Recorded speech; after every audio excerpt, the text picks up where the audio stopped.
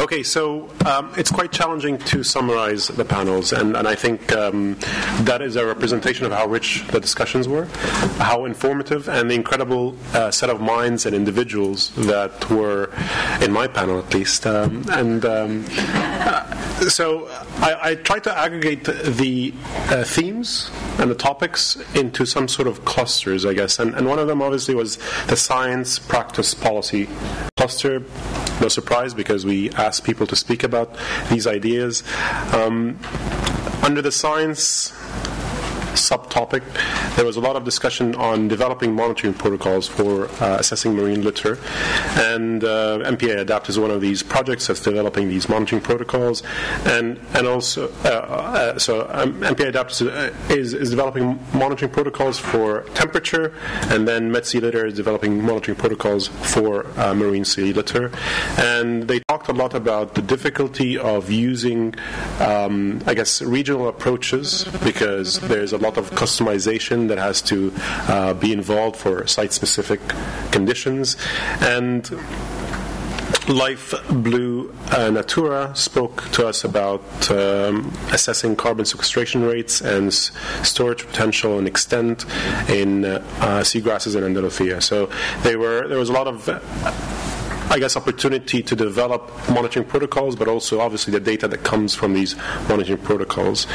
In terms of practice and management, there was a discussion in our panel about how there's lots of protocols that exist, but it's important to make them somehow transferable or somehow implementable. And training becomes a very important part of that in order to make the approaches usable and accessible. And MPA-ADAPT was one of these projects. There are many other projects that are using that, but MPA-ADAPT is using training and vulnerability and assessments and adaptation as a key to transferring this knowledge. Act for Litter is reviewing best practices and trying to maybe tease out what are the best ways to manage marine litter, and hopefully going to communicate that to managers in a way that they can customize the approaches to their individual conditions. In terms of, again, the practice cluster or the management cluster, there was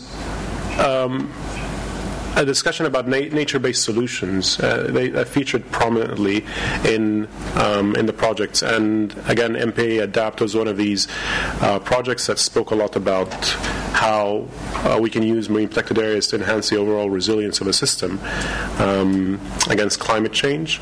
And also, Life Blue Natura spoke about using Posidonia beds to somehow account for carbon emissions and increase the potential for sequestration and better carbon storage.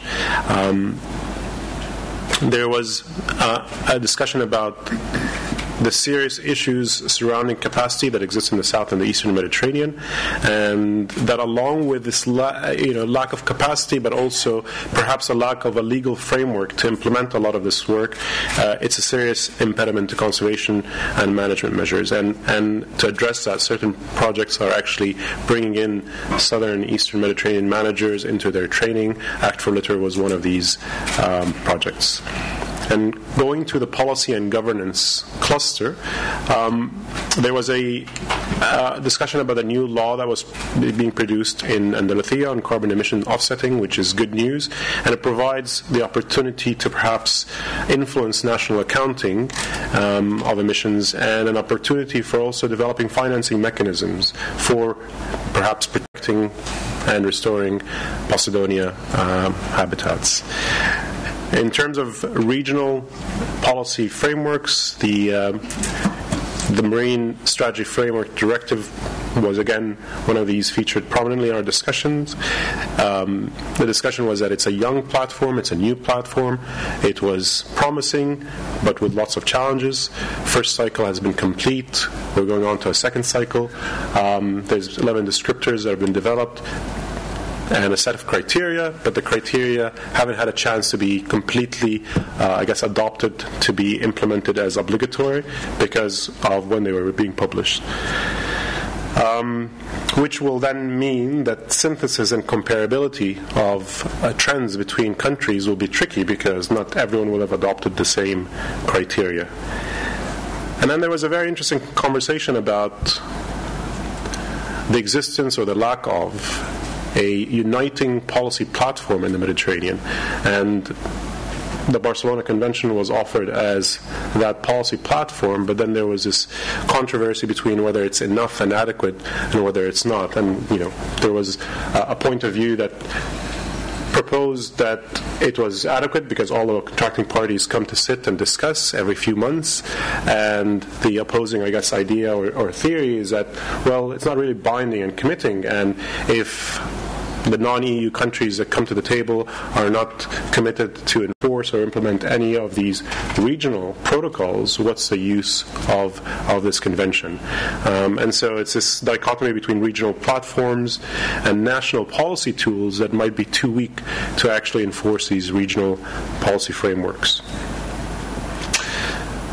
So if we wanted to reflect on this continuum of science, practice, and policy, there were, again, a few themes that came up again and again in our discussion. And one of them is that the key to decision makers, especially when it comes to science, is that research is packaged in easy-to-access packages.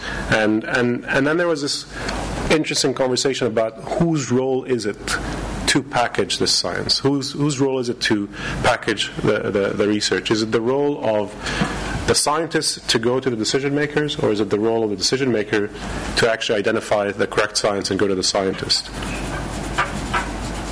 And then perhaps this idea of a go-between, so another role in between the scientist and the manager that can actually synthesize a lot of these basically research trends and present them in a very palatable but also very intuitive way to the decision makers so that they can help and facilitate this communication of information. There was recognition in this discussion that in order to reach this good environmental status that we all seek for the Mediterranean, that it's key to cooperate with, obviously, non-EU countries and develop this dialogue. And this dialogue can exist in many different ways, whether it's transferring of skills or, capacity building, etc., but also this idea of somehow making sure that the national policy frameworks that commit to this process are actually strengthened so that they can do something on the national level. There's no use in training managers on the protocols that the EU would communicate as the standard without the managers having the empowerment in their country to actually enforce or implement any of these standards and protocols. And then a very important point, I think, that perhaps has been left out of the discussions in general that we have in the Mediterranean is this use of EPSAs and ecologically and biologically significant areas. If we were going to use space-based management tools, and there are many management tools that we could use, but if we were going to use space-based management tools, why don't we use EPSAs as the mechanism for delivery? They are, a convention or a consensus reached by scientists and the politicians, the decision makers, so they make for a very important opportunity that we all can come together in these areas to try to enhance the conservation and management of the biodiversity that are contained. And then I will probably end my very long-winded summary. One of the tasks that we had as chairs was to also identify, and maybe for the bigger group, is to identify opportunities for PANACeA, or maybe not PANACeA because I'm not supposed to be saying PANACeA anymore, Mediterranean Biodiversity Protection Community, which is a very long phrase. So for this group, what are the opportunities basically that this regional project, this horizontal project can take and make it more useful for the Mediterranean biodiversity community to move ahead with their agenda. And I guess the 2 points that came out is coordination amongst projects is going to be key. There's lots of results, lots of tools, and a clearinghouse mechanism is now becoming very necessary. So perhaps this is an opportunity for this horizontal project. And again, this idea about research and what research is important and which research is relevant, and perhaps PANACeA could be the conduit between the research that's being produced, but also certain policy opportunities, especially in the Marine Strategy Framework Directive. So taking the relevant research and linking it to the relevant components of the MSFD would be probably a very useful tool for PANACeA, or a very useful opportunity for PANACeA to intervene in. And I guess Claudiane Chevalier is going to be speaking to some of us tomorrow more about this. PANACeA is already moving into that direction, and this was a good recommendation. Basically, I think it just tells us what we were thinking anyway. And I think I'll stop here because I have 2 more pages, but you might want to read those. Okay, thank you very much. Generally speaking, I have to stress that we are living a very crucial period from a political and also technical point of view. I mean, you know better than me that a couple of years ago, Mediterranean member state launched the Catania process, and that this year, in March, Mediterranean member state signed the Valletta Declaration. So the message is quite clear. The issue of sustainable use of natural resource and of course marine resource is at the core of the political and technical debate within the Mediterranean area. So this is our context. This is the first message that we have to keep in mind and take to home tomorrow. The second message is that MPAs play and must to continue to play a very key role in order to promote this sustainable use of natural resources.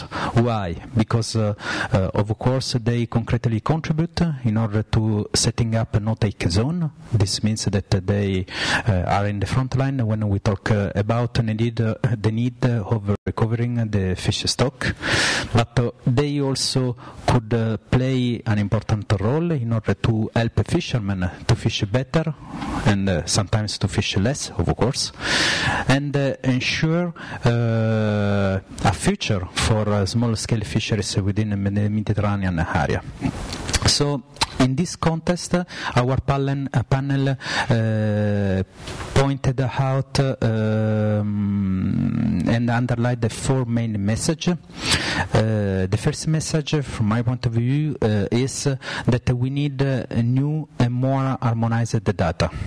This for sure. And when we look at the reality of the Mediterranean area this morning, we learned that we need a really new initiative, innovative approach, and I was very happy today to discover this fantastic and innovative approach, which is the evolutionary genomics approach through the Confish project, which represents a very key tool in order to tackle species conservation issues and also to analyze a little bit more and create data on connectivity among stocks, because this is a priority for when we look at the problem of sustainable use of fishing stocks. The second message is that co-management within and around marine protected areas works. This is quite important for us to take on board this message. And also we have to stress the fact that co-management is a very important tool, an opportunity to steer local action. So we had the opportunity to discover this morning that through co-management we can reach the shift of responsibility to local actors, and also we can try to take on board fishermen and to obtain the complaint of the rules, which is the most important objective from a political point of view when we talk about the effectiveness of some EU policies like the common fishery policies. Another interesting point related to co-management is that co-management cannot be replicated for sure, because the reality of fisheries and also the reality of MPAs is quite different across the Mediterranean area, the Mediterranean Sea. But of course we can use this approach in order to adapt to the reality on the ground, and to adapt it to the reality on the ground, and to develop and deliver a tailor-made solution. Another important message is that flags can play a very important role in order to ensure a very concrete participation of fishermen within the MPA models and within a co-management approach. And we obtained a lot of information from Gilles, from Farnet, about the implementation of the community-led local development across Europe. I think that this is something that we keep in mind and take to home like homework for the future of our horizontal project, because this kind of actors' flags are quite important in order to promote the co-management within and around the MPAs. And Gilles also gave us key information about how flags could help also to export the co-management approach to other realities outside the EU boundaries. We talked about the opportunity of twinning experience and exercise with the south shore of the Mediterranean area. Last but not least, the final message is that we still need more effort to build and to work on multi-stakeholder governance, because this is really the solution in order to have a wide participation of key stakeholders within the co-management approach. And again, only if we share and accept all the rules, we will reach the success of our initiative. Thank you very much. So I go straight to the point. Coastal marine zone monitoring and management. What for, I would say. We need to, I try to point out things that our community can help address. I think we need more coherence, things we all agree on, between scales, between disciplines. We want to measure our impacts on land, at sea, and how we can do that. We want to build on top of the frameworks, legal, and the policies we have today. We want to have EU strongly cooperating with the Barcelona Convention. That's what I'm convinced of. I do think we can offer this. We've been discussing with the countries from the south for the latest 40 years. I think that a concept like Emiliano said, like ICZM, who's been around for years, or not to say ages, can fit from such a project, having modular project pinpointing very practical examples of what is it all about. Then we can bring this to the table of our decision makers and also address the countries. Beyond our coercion force in the Barcelona Convention, we will definitely try and steer, try to work in the same path as the European Union. We insisted here also on the need for the conservationists, for the data managers, for all the different type of actors we have to be able to let's say question their work. Christian pointed out, where is the social science? Do we have anyone here in this room that has such a background? We need to try and be open. I think that's also something that our community, if I try not to say PANACeA, can bring. And I said it. We definitely need to take action. So also here we can bring examples of where is the threshold in between going search the data, where to invest the money for more information, and at what point can we actually step forward and do things. I believe that we had a few examples also very interesting in terms of during this one panel we had modular projects, but like MODUNET or also having Plan Bleu, we have partners that are not financed from this program that can learn from each other. Simonetta pointed out a very specific example. I hope it will lead to further exchanges on this layer about MPAs. I'm sure you two will discuss. So this is things we can definitely continue and push forward. I wrote some things here. Yes. Okay. I'll wrap up. We need to go eat. There was this one question. I put it on the first slide. Is it the Mediterranean is well studied, but is it well known? I would like to say for the end, if we were sitting here with those, it was a multidisciplinary team for this from this Society of Natural Science from Toulon. So the guys from the 1949. I hope that sitting with them, we will agree that we made a step forward. I do think. I hope we would agree with them. Unfortunately, they're not here with us. And maybe a last word to connect with Amir's conclusion during the first panel.